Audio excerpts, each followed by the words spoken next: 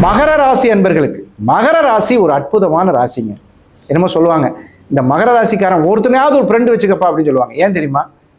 தனக்காக வாழலைனாலும் அடுத்தவனுக்காக வாழ்வான். எனக்கு என்னங்க, எனக்கு இல்லைன்னா பரவாயில்லைங்க. இந்த பக்கத்து வீட்டில் குழம்பு வாங்குறது, பக்கத்து வீட்டில் ரசம் வாங்குற பழக்கம்லாம் இப்போ இல்லவே இல்லை, காணாமல் போயிடுச்சு. என்ன காரணம் சொல்லுங்க? முதல்லாம் சாப்பாட்டை வை, ரசம் நான் வச்சிருக்கேன்பாங்க. அந்த மாதிரி கிராமத்தில், அந்த மாதிரி நாங்கள்லாம் நிறைய ஊர்களில் பார்த்த பழக்க வழக்கங்கள் உண்டு. அதுவும் வீடு புகுந்து கிச்சனில் போய் ஊற்றிட்டு வர்றதெல்லாம் உண்டு.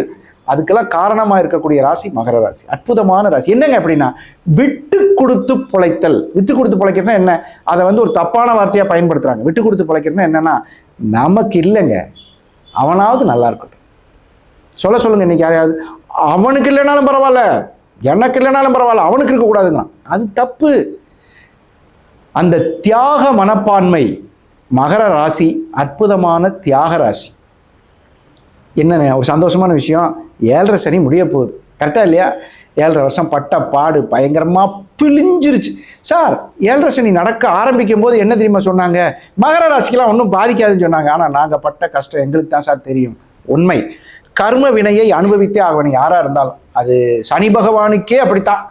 அதனால நம்ம கர்ம வினையை அனுபவிச்சு தான் ஆகணும். இப்போ உங்களுக்கு அவர் கிளம்ப போறாரு மார்ச்ல.